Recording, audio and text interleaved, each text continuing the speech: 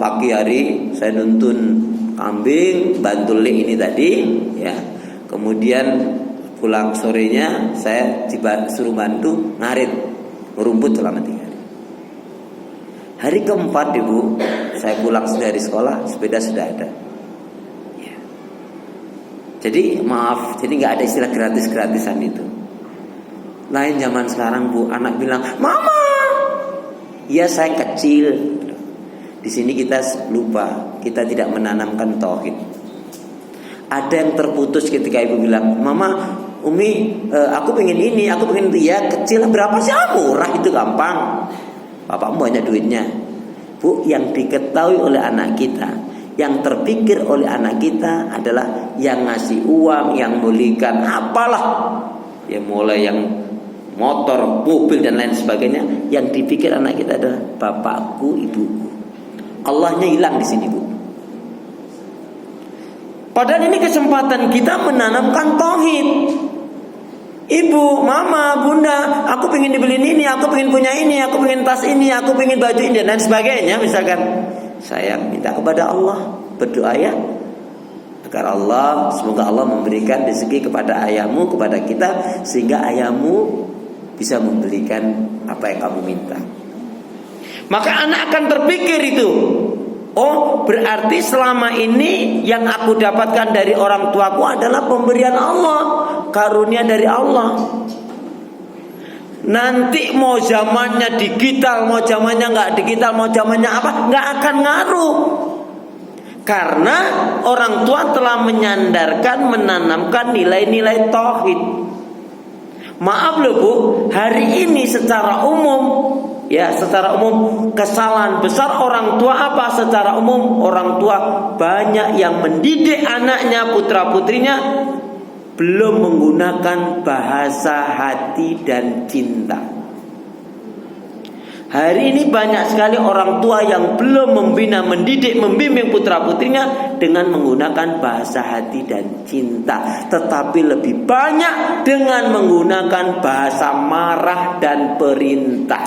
Ayo cepat, mama capek, ngerti gak sih? Ini anak. Halo, ada yang kayak gitu? Nggak usah lihat kiri kanan deh. Itulah untuk bilang mindanik. Itu berarti apa? Orang tua tidak mendidik putra putrinya dengan menggunakan bahasa hati dan cinta. Kenapa enggak ada cantik, sayang, bunga? Ya begitu sayang. Saya tanya, ada nggak Bu orang yang lagi baca Quran marah? Ada nggak? Ada nggak yang lagi baca Quran marah? Ada nggak? Ada. Mau tahu contohnya? Nih contohnya. Baca Quran, a'udzubillahi minasyaitonir rajim. Bismillahirrahmanirrahim. Alif lam mim. Dzalikal kitabu la raiba fihi hudal lil muttaqin. Anaknya manggil, "Mama, mama, mama." Diam. Mama lagi baca Quran. Ngerti enggak sih? Ini anak enggak sopan banget. Ngerti enggak sih? Ada yang kayak gitu? Itu namanya membaca Al-Quran sambil marah. Alhamdulillah Ibu di sini nggak ada yang seperti itu ya. Alhamdulillah. Kalaupun ada paling cuma 1, 2. Insya Allah nggak ada. Kita sekaligus harus menanamkan nilai-nilai iman tauhid, akhlak yang benar. Kan kata pas dalikal kitabul la raiba fi hudal lil muttaqin. Selesai. Ya sayang, ya cantik, sini. Mama kan lagi baca Quran sayang. Adabnya gimana sih? Lagian kan kalau kamu memang betul-betul ingin, kamu bisa mendekat ngasih kode. Enggak begitu kalau anak solih, anak solihah enggak begitu sayang. Mama enggak mau deh kalau cara seperti itu.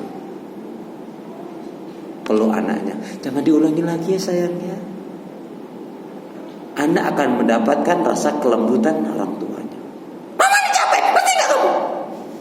Anak saja. Ada yang kayak gitu Bu? Itu kalau marah temboknya sampai gemetar tuh, astagfirullah. Jadi saya ulangi, kekurangan kalau nggak mau dikatakan kekurangan paling halusnya kesalahan kalau dikatakan kesalahan. banyak kita sebagai orang tua yang belum mendidik putra putrinya dengan menggunakan bahasa hati dan cinta, tapi lebih banyak dengan menggunakan bahasa marah dan perintah. Napa nggih? Iya, alhamdulillah. Tapi hari ini setelah kita tahu enggak lagi. Terus Bu, kesalahan orang tua besar tiga kesalahan orang tua besar. Apa itu? Yang pertama, terlalu memanjakan anak. Anak kalau terlalu dimanjakan dia enggak akan kreatif. Saya dapat cerita dari TK, SD, SMP, SMA, ibunya tuh nganterin terus.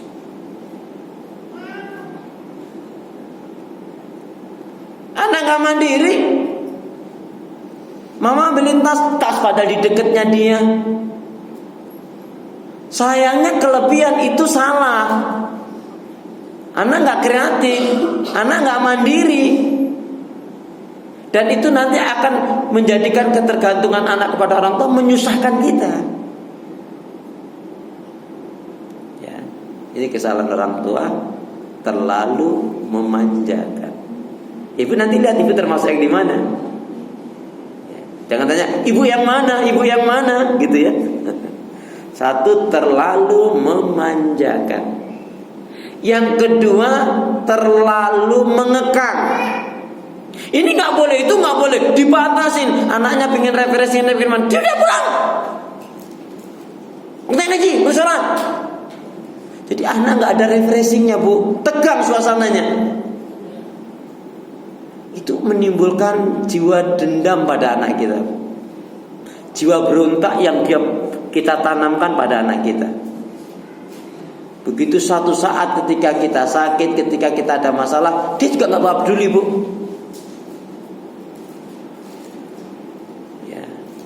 Ada satu kisah menarik Bu. Ada satu kisah menarik. Ini kisah nyata. Saya jadi ingat kisah ini. Ada seorang anak, ya. Seorang anak ini, singkatnya Bu, ketika itu ada yang sakit tetangganya. Dia sangat dekat dengan bapak ini, ya. Dia perhatikan, dia ternyata punya tabungan, anak ini punya tabungan, tapi tabungan itu ya diberikan kepada bapak tetangganya ini. Sampai pada akhirnya ketika sakit, ya, dia sedih menangis. Bapaknya bertanya, "Kamu kenapa kok sedih banget sih?" "Karena Pak Muhammad meninggal ya." "Tapi kayaknya kalau bapakmu ini meninggal kamu gak sedih?" Ketika bapaknya, "Iya." "Kok kamu ngomongnya gitu?" "Ya, karena saya bisa baca Quran dari Pak Muhammad. Saya diajarkan akhlak, dapat pelajaran akhlak dari Pak Muhammad. Saya mendapatkan bagaimana saya bisa sholat dari Pak Muhammad. Saya diajak jalan ke beberapa masjid, ya, walaupun naik sepeda dengan Pak Muhammad. Saya dikenalkan betul nilai-nilai Islam itu dari Pak Muhammad. Sementara engkau tak pernah, sebagai ayah tak pernah mengajarkan aku sedikit pun lafaz-lafaz asma Allah. Yang aku dengar kamu marah, sukanya marah ya. Maka hari ini aku sangat sedih dengan kematian Pak Muhammad. Kenapa? Dia tidak mendapatkan figur seorang ayah. Kasusnya ini ada anak laki-laki. Terserah ayah mau marah, tapi hari ini aku sangat kehilangan. Maka ya, karena sebentar lagi akan disolatkan dan aku akan ikut ke pemakamannya dan mensolatkan. Ini Bu, karena ungkapan anak ini Bu, bapaknya ini jarang sholat, hampir tidak pernah sholat. Bahkan na'udzubillah min dzalik, bapaknya kasar terhadap ibunya atau istrinya. Bahkan na'udzubillah min dzalik suka main judi juga.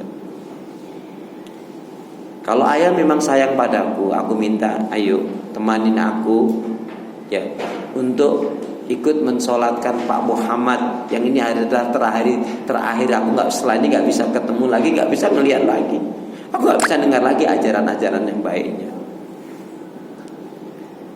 Entah bagaimana Bu Allah menggerakkan hatinya, akhirnya pergilah dia sama anaknya. Masya Allah Bu, yang bertakziah banyak. Kemudian ketika dia buka itu wajahnya anaknya ini menangis. Bapaknya yang tadi itu gak pernah peduli seperti itu, akhirnya menangis juga. Ikut merasakan kehilangan siapa anaknya ini, kehilangan dengan Pak Muhammad. Singkat cerita, Masya Allah, setelah pemakaman, sejak itu Allah memberikan hidayah. Bapaknya mau tobat, bapaknya mau sholat, bapaknya mau lembut, bapaknya gak mau lagi berjudi. Artinya apa? Jangan sampai kita ya di hadapan anak kita itu kita tidak ada yang dikangeni, tidak ada nilai lebihnya. Hati-hati, ada monster mau datang. Ya, apa nggak ngeri Bu kalau seperti itu? Ibu harus tahu ya, ketika kita marah sama anak kita, ketika kita berbalik apa dia, anak itu bilang gitu, nggak baik itu. Ini sebabnya. Terlalu memanjakan tidak baik, terlalu mengekang anak nggak baik. Satu lagi Bu, yang ketiga kesalahan besar orang tua adalah terlalu membiarkan anak kita bebas tanpa kontrol. Hati-hati. Banyak sekali kejadian. Anakku tuh udah dewasa, nggak mungkin macem-macem. Merasa dia banyak duit, merasa dia cukupkan. Apa yang terjadi akhirnya? Naudzubillah min dzalik, banyak kasus hamil duluan. Itu banyak anaknya orang-orang, maaf ya, orang-orang top, orang-orang besar, katanya orang-orang terhormat. Gak bisa Bu, hati-hati. Maka dengan kita mengetahui kekurangan, kesalahan tadi itu jangan lagi terjadi pada diri kita. Gak boleh terlalu memanjakan, gak boleh terlalu menggak, juga gak boleh terlalu membebaskan tanpa kontrol. Jadi memang tarik ulur. Kapan kita marah? Kapan kita kasih ribut? Masya Allah, anaknya mama begini dong. Nih mama kasih hadiah ya. Jadi ini sedikit Bu cerita. Anak saya yang sekarang di Mesir, insya Allah tahun depan selesai. Mestinya sudah selesai, tapi karena corona kemarin kan Mesir itu nggak menerapkan online itu, nggak ada sana Bu. Pakem betul.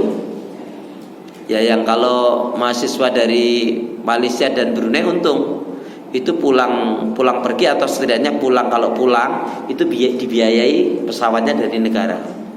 Kalau Indonesia terserah mau pulang apa enggak. Ya. Saya ngedidik anak saya ketika itu, dia minta HP. Bi, aku pengen punya HP Bi. Ya, saya bilang kamu kalau mau pengen punya HP ya kamu harus hafalkan hadis arba'in. Ibu udah khatam ya hadis arba'in? Halo, assalamualaikum. Hadis yang mana? Hadis yang mana? Jangan tanya begitu. Hadis arba'in itu kan 42 hadis tuh Bu. Minimalnya kita tuh harus ngerti itulah. Kenapa? Barang siapa yang ingin dimudahkan jalannya menuju surga, maka pahami, pelajari hadis arba'in. Hadis yang tipis itu. Itu kalau yang tipis itu belinya harganya cuma 5.000 atau 7.000 rupiah, nggak nyampe 10.000 deh. 42 hadis arba'in itu. Ibu paling nggak baca matanya saja lah. Kalau dengan saranya memang mahal ya. Tapi kalau nggak sampai dengan saranya. Singkat cerita, saya beliin HP Bu. Ini anak main HP terus. Tapi dia disiplin. Waktu sholat tinggal sholat. Bibi sholat, pulang makan apa, nggak lama lagi main lagi. Akhirnya baca Quran, dah gitu. Baca Qurannya tetap. Saya tuh ya nggak tahu, tapi saya hanya bersangka baiknya, mudah-mudahan baiklah ya Allah. Jika saya salah gara-gara saya membelikan HP ini ya Allah, ya. Nah gini, jadi anak saya tuh saya suruh setorannya ke uminya. Jadi saya ajar anak saya biar hafal, uminya juga biar ngerti.